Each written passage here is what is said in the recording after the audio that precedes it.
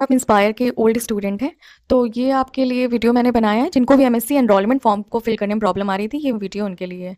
तो मैं लॉगिन करके दिखाती हूँ आपको।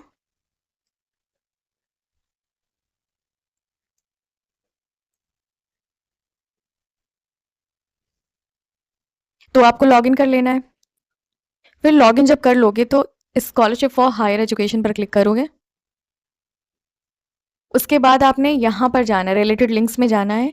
यहाँ पर है आपका एक प्रूफ ऑफ एमएससी एनरोलमेंट, और ये आपका जब भी आप कभी भी अपना यहाँ से प्रिंट एप्लीकेशन फॉर्म करोगे ना, तो ये वहाँ नहीं दिखेगा, क्योंकि ये आपका यहीं पर रहता है। जब भी आपको देखना हो तो यहाँ पर क्लिक करके देख सकते हो कि हाँ ये है। इसमें कैसे फिल करना होता है, तो जैसे ये आपका मास्टर ऑफ साइंस, ये वही बच्चे फिल करेंगे जो एमएससी करेंगे। तो कोर्स क्या रहेगा, मास्टर ऑफ साइंस। थोड़ा अच्छा लिख दें इसको, capital S. Master of science. Subject है, मान लीजिए आपका मैथमेटिक्स है। ड्यूरेशन 2 साल रहता है। कौन सी जगह, तो मान लीजिए आप उत्तर प्रदेश से हैं।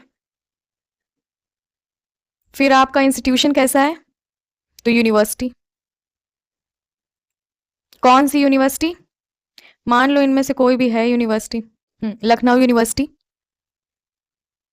फिर नेम ऑफ कॉलेज और डिपार्टमेंट। अच्छा, तो कौन सा कॉलेज है आपका, तो मान लो कोई भी इनमें से कॉलेज है।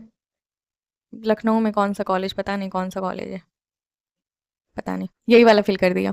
अब ईयर ऑफ एडमिशन, मान लीजिए आपने इस साल 2025 में एमएससी में एडमिशन लिया है, और इस पर क्लिक नहीं करना है। 2 डिग्री तो करने ही रहे होगे, तो ऑब्वियसली इसमें क्लिक नहीं करेंगे। एमएससी एनरोलमेंट सर्टिफिकेट यहाँ पर अपलोड करेंगे। अच्छा, ये क्या होता है, फिर उसके बाद यहाँ पर क्लिक करके सबमिट कर देंगे। अब ये किसी और का है तो मैंने सबमिट नहीं करना है। अब अच्छा, ये एमएससी एनरोलमेंट सर्टिफिकेट क्या होता है, कहाँ से मिलेगा, तो ये आपको इंस्पायर के जब, अच्छा ये है तो ये होम पेज पे क्यों जाना, ये देखो यहाँ से आपका डाउनलोड हो जाएगा। ये देखो मेरा डाउनलोड हो गया, ये आपका डाउनलोड हो गया। यहाँ से क्लिक करो और यहाँ पर कैसे फिल करेंगे, अपना इंस्पायर का रजिस्ट्रेशन नंबर यहाँ लिखेंगे, ठीक है। और उसके बाद यहाँ पर अपना नाम लिखेंगे, आप किसके बेटे या बेटी हैं, मम्मी या पापा का नाम लिख सकते हैं। और यहाँ पर कब से आप ये, तो 2025 में एडमिशन लिया, तो वो यहाँ पर लिखेंगे। सब्जेक्ट अपने मार्क कर देंगे, मान लीजिए आप मैथमेटिक्स से हैं तो इसे मार्क करेंगे, फिजिक्स से एमएससी कर रहे हैं तो इसे मार्क करेंगे, जूलॉजी से कर रहे हैं तो इसे मार्क करेंगे, जिस भी सब्जेक्ट से कर रहे हैं उसे मार्क कर देना। उसके बाद ड्यूरेशन आपके कोर्स का क्या है, 2 साल है।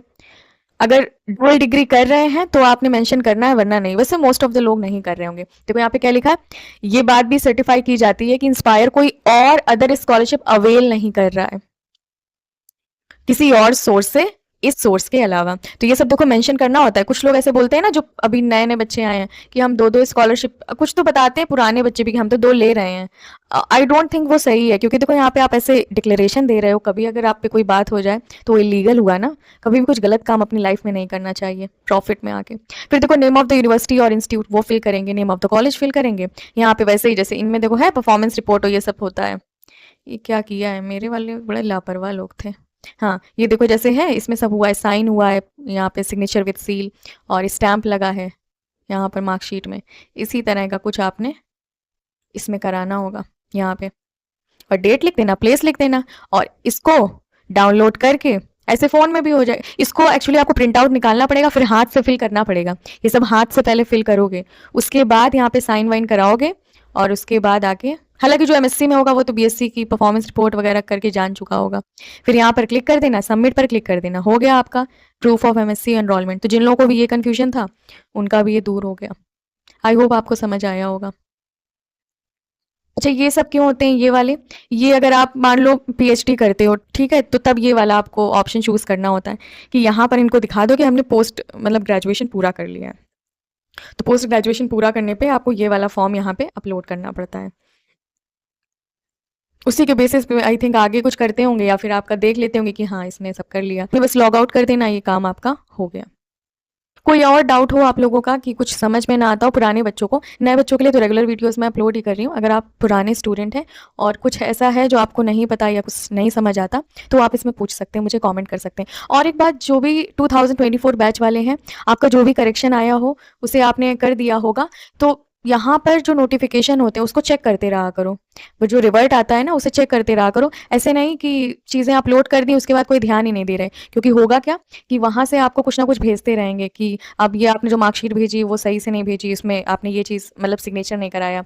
कभी-कभी बच्चे ऐसे ही अपलोड कर देते हैं ना, तो स्टैम्प नहीं लगा है, परफॉर्मेंस रिपोर्ट में सिग्नेचर स्टैम्प नहीं है। तो ये सब चीज़ें आपको क्या करना है कि रेगुलर बेसिस पे अपना ये पोर्टल जाके लॉगिन करते रहना है कि अब कोई अपडेट तो नहीं आया। ज़्यादा नहीं, वीकली भी कर सकते हो। ऐसा नहीं कि कोई ध्यान ही नहीं है, फिर आपसे कोई इंपॉर्टेंट अपडेट मिस हो जाएगा।